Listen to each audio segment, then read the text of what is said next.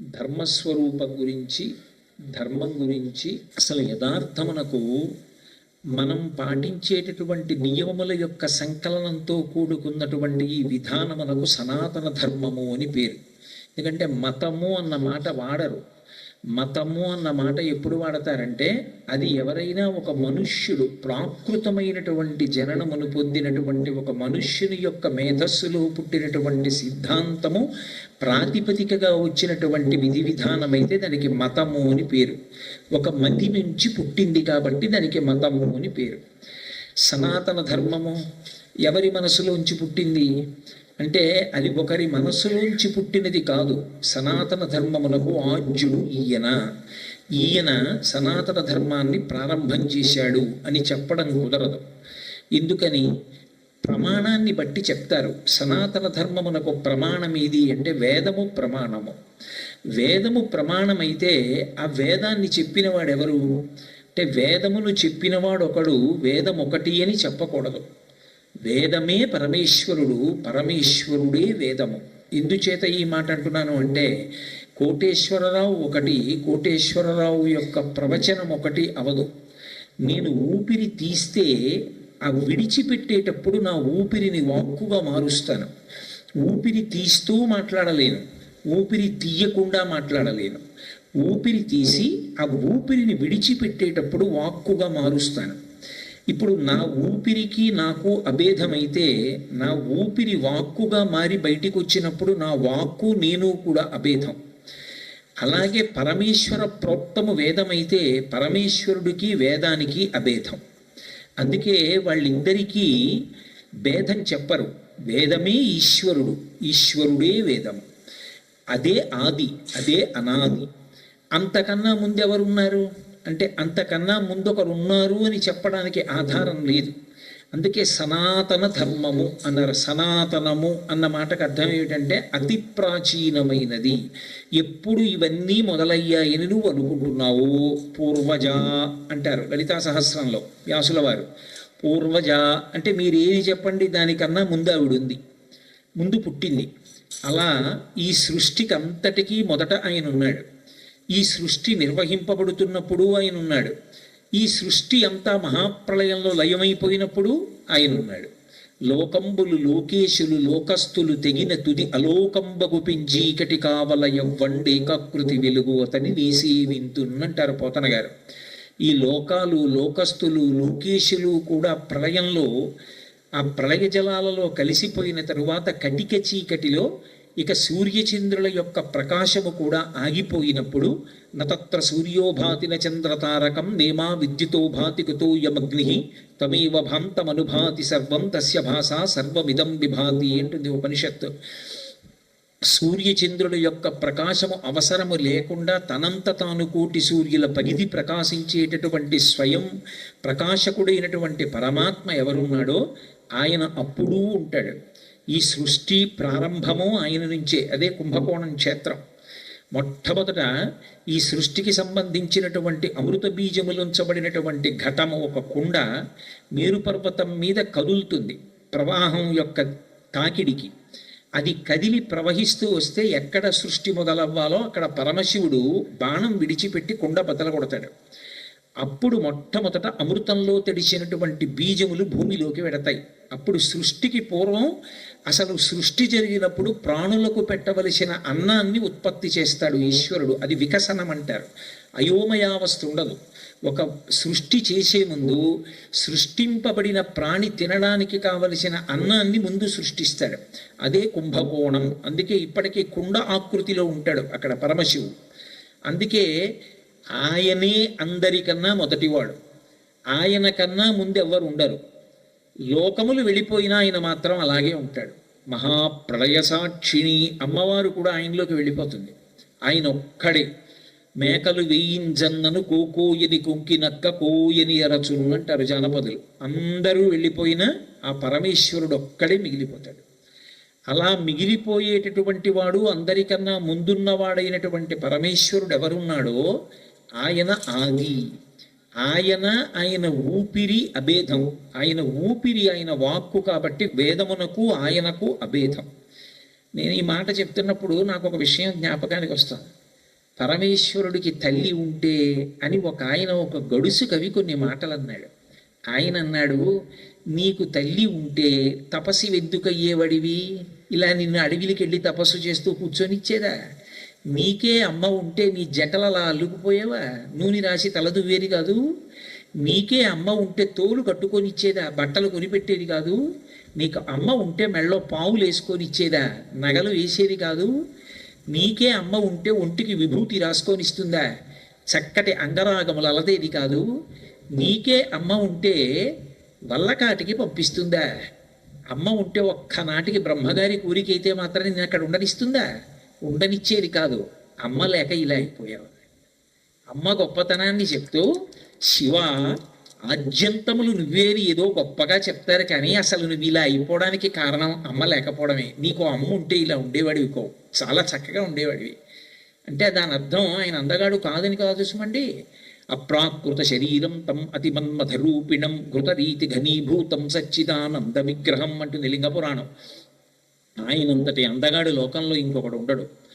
కానీ తల్లి వైభవాన్ని చెప్పడానికి ఆ మాట జోడించాడు ఒక గడుసు కవి. ఆయన మొట్టమొదటివాడు, అన్నిటి తర్వాత ఆయనే ఉంటాడు. ఆయనతో పాటు ఉండేది వేదం. ఆ వేదము ఈ ధర్మమునకు ప్రమాణం.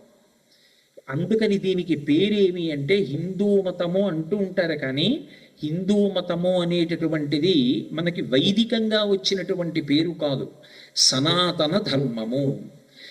ఏదీ లేనప్పుడు మొట్టమొదట ఈశ్వరుడితో పాటు ఏ ధర్మం ప్రారంభమైందో అదే సనాతన ధర్మము.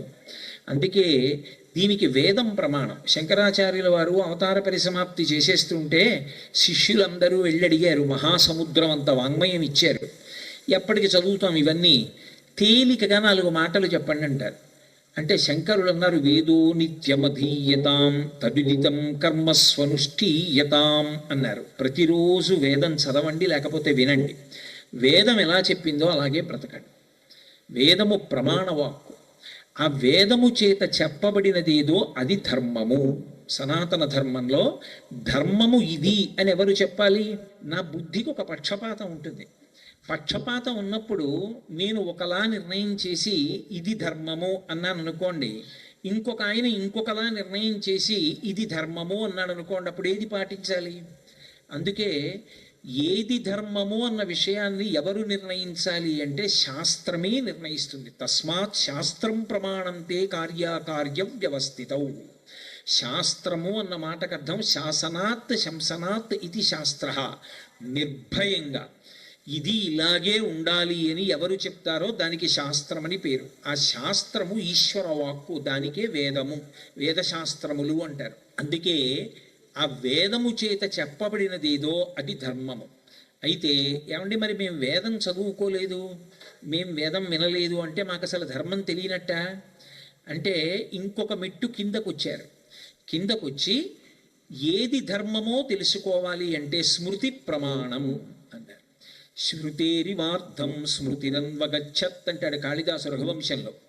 ఆవు వెంట దూడ ఎలా వెళ్ళిపోతుందో స్మృతి శృతి వెనకాతల అలా వెడుతుంది. శృతి అంటే వేదం. వేదంలో ఏం చెప్పారో వాటిని మనం పాటించడానికి వీలుగా ముఖ్యమైన విషయాల్ని తీసి సంకలనం చేస్తాడు ఋషి. ఏ ఋషి అలా సంకలనం చేశాడో ఆయన పేరు మీదుగా ఆ స్మృతి వస్తుంది. యాజ్ఞవల్కుడు రూపకల్పన చేశాడనుకోండి, సంకలనం చేస్తే యాజ్ఞవల్క్య స్మృతి అంటారు. అలాగే అత్రి మహర్షి చేస్తే అత్రి స్మృతి అంటారు. ఏ మహర్షి అలా సంకలనం చేశాడో ఆయన పేరు మీద స్మృతి ఉంటుంది. స్మృతిలో కొత్తవి చెప్పరు, వేదంలో ఉన్నవే చాలా తేలికగా శ్లోక రూపంలో ఇస్తారు. నాకు స్మృతులు కూడా తెలియవండి అంటే పురాణం, భూతద్దం పెట్టి వేదంలో ఉన్న విషయాన్ని స్మృతిలో ఉన్న విషయాన్ని పురాణం చెప్తుంది. పురాణం అని నేను అన్నప్పుడు మీరు ఒక విషయం బాగా పట్టుకోవలసి ఉంటుంది. పురాణము వేరు, చరిత్ర వేరు. చరిత్ర ఎక్కడ వరకు మాట్లాడుతుందంటే ఒక పేరు పెట్టబడినటువంటి ఒక శరీరం ఎప్పుడు పుట్టింది, ఎలా పెరిగింది, ఎంతకాలం ఉంది, ఎప్పుడు పడిపోయింది, అక్కడ వరకే చరిత్ర మాట్లాడుతుంది. మీకు నేను ఒక ఉదాహరణ చెప్పాలి అంటే, ఏదో కృష్ణదేవరాయల వారు ఎప్పుడు పుట్టారు, కృష్ణదేవరాయల వారి తల్లిదండ్రులు ఎవరు, ఆయన ఎన్ని రాజ్యాలు గెలిచారు, ఎలా పరిపాలించారు, తుట్టతుదన శరీరాన్ని ఎలా విడిచిపెట్టారు, ఇదే చరిత్ర మాట్లాడుతుంది. పురాణం అలా మాట్లాడదు. పురాణము జీవుడి గురించి మాట్లాడుతుంది. ఈ కోటేశ్వరరావు అనబడేటటువంటి శరీరము లోపల ఒక జీవుడు ఉన్నాడు.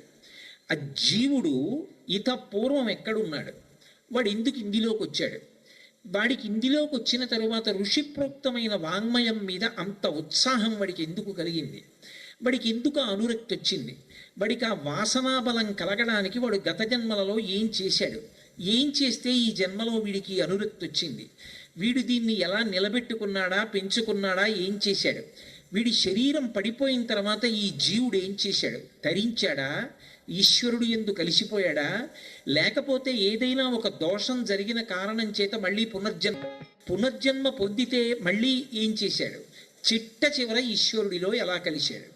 ఒక జీవుడు ఎన్ని శరీరాలు తీసుకున్నాడో చెప్తుంది. మీరు భాగవతంలో భరతోపాఖ్యానం చదివారనుకోండి, అన్నీ విడిచిపెట్టి అరణ్యానికి వెళ్ళిపోయాడు, భగవంతుని యందు దృష్టి పెట్టాడు. అనుకోకుండా ఆయనకి ఏమైందంటే పక్కనున్న లేడి పిల్ల మీద దృష్టి నిలబడిపోయింది. అది గర్భిణి అయింది. అయ్యో అసలే గర్భిణి, ఈ లేడీ ఎలాగో ఏమిటో అని బెంగ పెట్టుకున్నాడు. కళ్ళు మూసుకుని జపం చేస్తుండేవాడు. ఏదైనా క్రూర మృగం వచ్చి చెనకుతుందేమో అని దాని మీద దృష్టి పెట్టుకునేవాడు. చిట్ట చివర లేడీని స్మరణ చేస్తూ శరీరం విడిచిపెడితే లేడీగా పుట్టవలసి వచ్చింది. కానీ ఆధ్యాత్మ భావనలు ఉండిపోయి. కాబట్టి వాసనాబలం మనిషిని ఏం చెయ్యగలదు అన్నదాన్ని పురాణం నిరూపణం చేస్తుంది. ఆ పురాణాన్ని చదువుకున్నప్పుడు వేదంలో చెప్పబడిన విషయమే ఉంటుంది. ఏ కారణం చేత ఒకడు తరించగలుగుతున్నాడు, ఒకడు ఇది సత్యం అనుకుని పట్టుకున్నవాడు చిట్ట చివరికి ఎన్ని కోట్ల జన్మలు అడుక్కిపోతున్నాడు. ఇది పురాణము నిరూపణం చేసే కథారూపంలో మాట్లాడుతుంది. కానీ ఒకటి గుర్తుపెట్టుకోవాలి, పురాణము ఎప్పుడూ కూడా కల్పింపబడిన కథ కాదు. అందుకే భారతము ఒక పేరు, రామాయణము ఒక కావ్యానికి పేరు, భాగవతము ఒక పురాణానికి పేరు. కానీ రామాయణానికి, భారతానికి, భాగవతానికి, స్కాందానికి, అగ్నిపురాణానికి అన్నింటికీ కలిపి ఒకటే పేరు, ఇతిహాసము. ఇతిహాసము అంటే ఇతిహాసం, ఇది ఇట్లే జరిగినది. ఇందులో కవికి మనసుకి తట్టినటువంటి ఒక విషయాన్ని కల్పించి చెప్పలేదు, యథార్థముగా జరిగినది మాత్రమే చెప్పాడు. అందుకే మీరు సనాతన ధర్మానికి సంబంధించిన వాంగ్మయాన్ని పరిశీలిస్తే మీకు ఒక అద్భుతం కనపడుతుంది. మిగిలినటువంటి విశేషాల్లో ఎవరు రచన చేస్తున్నాడో ఆయన వేరు, రచింపబడిన గ్రంథము వేరు. కానీ రామాయణాన్ని రచించినటువంటి వాల్మీకి రామాయణంలో ఒక వ్యక్తి, పాత్ర అనకూడదు, పాత్ర అంటే కల్పింపబడినది అని అర్థం. పాత్ర కాదు, ఇందలి పాత్రలు పాత్రధారులు అని నేను అన్నాను అనుకోండి, అది యథార్థము కాదు అని అర్థం. ఇక పాత్రలు పాత్రధారులు అన్న మాట నేను ఎప్పుడైతే అన్నానో అది సత్యము కానీ కాదు, కల్పింపబడినది అని అర్థం. అది దాని స్థాయి ఎక్కడి వరకు పనికి వస్తుందంటే మనోరంజకత్వము కొరకు. కాసేపు నువ్వు సంతోషిస్తావో ఏడుస్తావో నీ ఇష్టం, చేసుకుని వెళ్ళిపో, అంతవరకు మనోరంజకత్వానికి పనికొస్తుంది. అది నీకు బాట చూపేది మాత్రం కాదు, ప్రమాణంగా పనికిరాదు. ప్రమాణంగా పనికొచ్చేవి ఏవైనా సరే ఇతిహాసం. అందుకే అందులో కవి కూడా ఒక వ్యక్తి అవుతాడు, పాత్ర కాడు. రామాయణంలో వాల్మీకి ఒక వ్యక్తి, వాల్మీకి కూడా రామాయణంలో అంతర్భాగంగా ఉన్నారు. మహాభారతంలో వ్యాసుడు అంతర్భాగం, భాగవతానికి వ్యాసుడు అంతర్భాగం తప్ప వాళ్ళు కూర్చుని రచన చేసి లోకానికి ఇచ్చినవి కావు. అందుకే ఇతి హా అసం, ఇది ఇట్లే జరిగినది. అందుకే రామాయణం అంతా చెప్పేశాక చివర కొన్ని మాటలు ఉంటాయి, ఇది ఇట్లే జరిగినది. ఈ రామాయణాన్ని ఎక్కడ ఎవరు కూర్చుని విన్నప్పటికీ 33 కోట్ల మంది దేవతలతో కలిపి శ్రీ మహావిష్ణువు, పితృదేవతలు కూడా సంతోషిస్తున్నారు. అందుకని అందరూ గట్టిగా అనండి, బలం విష్ణోహ ప్రవర్ధతాం అని పూర్తి చేస్తారు రామాయణాన్ని. కారణం అది అట్లే జరిగినది, అది జరగని కథ కాదు, యథార్థముగా జరిగినది. ఇక అందులో ఆక్షేపించడానికి ఏం ఉండదు. పురాణము ఇతిహాసం, ఇది ఇట్లే జరిగినది అంటే ఇతిహాసం. శృతి స్మృతి తర్వాత ధర్మాన్ని చెప్పగలిగినది ఎవరు అంటే పురాణం. అందుకే ధర్మము నుంచి మనిషి జరిగిపోకూడదని దేవాలయాన్ని ఆధారం చేసుకుని సాయంకాలం వేళ ప్రవచనం చేసేవారు. రాత్రి ప్రవచనం విని వెళ్ళి పడుకునేవాడు. మరునాడు కలిసి రానివ్వండి, కలిసి రాయకపోనివ్వండి, ఉద్రేకపడేవాడు కాడు. ధర్మం విడిచిపెట్టకుండా మనిషి బ్రతికేవాడు. అందుకే ప్రవచనాలన్నీ దేవాలయాల్లో జరుగుతుండేవి. కాబట్టి పురాణం, శృతి, స్మృతి, పురాణం, నాలుగవది శిష్టాచారం. శిష్టాచారం అంటే ఈ పై మూడిటిలో కానీ కనీసం ఒకదానిలో కానీ నిష్ణాతుడైన వ్యక్తి ఎలా జీవనం చేస్తాడో, ఒక సందర్భంలో ఆయన ఎలా ప్రవర్తిస్తాడో చూసి అలాగే ప్రవర్తిస్తే అదే వేదంలో చెప్పబడిన ధర్మం. అందుకే రామాయణానికి వేదోపబృంహణము అని పేరు పెట్టారు ఋషులు. వేదం చదువుకుంటే ఏం తెలుస్తుందో రామాయణం చదువుకుంటే అదే తెలుస్తుంది. రామాయణం చదివేటప్పుడు నీ చదివేసిన రామకథేనండి ఇదంతాను అని చెప్పి గబగబా చదువుతానంటే నేను చెప్పలేను.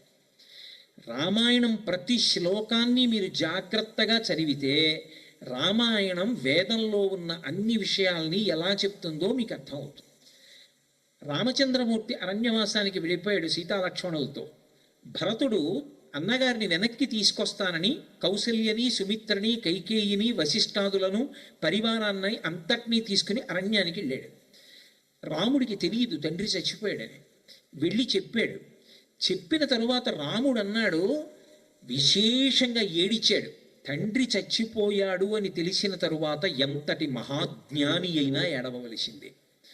ఎవరు మినహాయింపు అని చెప్పారంటే ఒక్క సన్యాసి మాత్రం ఏడవక్కర్లేదు, సర్వసంగ పరిత్యాగి కాబట్టి. కానీ సన్యాసికి కూడా తల్లిదండ్రుల విషయంలో ఎంత నియమం చెప్పారంటే ఆయన ఏ బట్టతో కూర్చుని ఉన్నాడో, అంటే ఏ కాషాయం బట్టతో, ఆరేసిన బట్ట కాకుండా ఏ బట్టతో కూర్చుని ఉన్నాడో, ఏ బట్టతో కూర్చుని ఉండగా తండ్రి మరణాన్ని కానీ తల్లి మరణాన్ని కానీ విన్నాడో అదే బట్టతో ఉత్తర క్షణం వేదికి దిగిపోయి వెళ్ళి సచీల స్నానం చెయ్యాలి. ఆ బట్టతోటే స్నానం చేయాలి. తండ్రికి అంతకన్నా సన్యాసి చెయ్యక్కర్లా. తల్లికైతే అసలు తల్లి విషయంలో చెప్పిన ధర్మం వింటే తెల్లబోతాం మనం. తండ్రి గారైతే సన్యసించిన వ్యక్తి దగ్గరికి వస్తే అందరితో పాటే వరుసలో వచ్చి నమస్కారం చేసి వెళ్ళిపోవాలి. కొడుకు సన్యసిస్తే తన కడుపున పుట్టిన కొడుకైనా నమస్కారం చేయాలి. తల్లి వస్తే సన్యసించిన వ్యక్తి అయినా సరే లేచి నిలబడి ఆదరంతో నమస్కరించాలి. ఏదో కాకతాళీయంగా ఇలా అనకూడదు. అమ్మ వస్తోంది అంటే అమ్మ అక్కడ కనపడితే ఇక్కడ లేచి నిలబడి నమస్కార ముద్ర పట్టి అమ్మ వెళ్ళిపోయే వరకు నమస్కార ముద్రతో నిలబడాలి. తల్లి విషయంలో శాస్త్రం అంత జాగ్రత్త చెప్పింది. ఎక్కడి ధర్మం అక్కడే. రాముడికి తెలియదు దశరథుడు చనిపోయాడని. చెప్పాడు భరతుడు వచ్చి, అన్నయ్య నాన్నగారు చనిపోయారన్నయ్య అన్నాడు. విశేషంగా ఏడ్చాడు. ఏడ్చినటువంటి రాముడు కౌసల్య, సుమిత్ర, కైకేయి భర్త పోయాడు, పైగా వాళ్ళు అప్పటికే కొంత వయసు మీరింది. ఆ బాధ చేత ఎక్కలేకపోయారు కొండ. మెల్లమెల్లగా ఎక్కుతున్నారు. రాముడు ధర్మమూర్తి, పెద్ద కొడుకు, తండ్రి మరణవార్త విన్నాడు. అక్కడ కూడా ఆయన ధర్మం తప్పడు. ఆయన భార్యని పిలిచాడు, సీతమ్మని పిలిచి అన్నాడు, సీతా పురస్త్వాద్వ్రజతు త్వమేన మభితో వ్రజ, నువ్వు ముందు నడు, నేను నీ వెనకాతల నడిచొస్తాను. ఎందుకని అంటే పెళ్ళయిన తర్వాత భర్త ముందు నడుస్తాడు, భార్య వెనక నడుస్తుంది. అంటే అది మంగళప్రదమైన నడక అంటారంటే ఎప్పుడూ అలా నడవాలని కాదు. ఇంట్లో బయలుదేరినప్పుడు ముందు భర్త అడుగు వెయ్యాలి, వెనక భార్య వెయ్యాలి. ప్రయాణ సాధనం ఎక్కేటప్పుడు భార్య ముందు ఎక్కాలి, భర్త తర్వాత ఎక్కాలి. మీరు రామాయణం చూస్తే వేదంలో చెప్పబడిన ధర్మాలన్నీ రాముడు పాటిస్తాడు. పరమాద్భుతం అంటే అసలు శ్రీరామాయణం. కౌసల్య వెనకాతల వచ్చి మెల్లిగా మెట్లెక్కుతూ అక్కడే ఉన్నాడు రాముడిని పర్ణశాల వంక చూస్తూ ఎక్కింది. దర్భల మీద గారపిండి ముద్దలు కనపడ్డాయి. ఆవిడ ఓ మాట అంది, ఏడుస్తూ అంది, నా కొడుకు గారపిండి తింటున్నాడు అన్నమాట. సార్వభౌముడు, దశరథుడి కొడుకు, ధర్మాత్ముడు, అన్ని లక్షణములు ఉన్నవాడు గారపిండి ముద్దలు తింటున్నాడు కాబట్టి ఇవాళ తన తండ్రికి గారపిండి ముద్దతో శ్రాద్ధం పెట్టాడు అంది.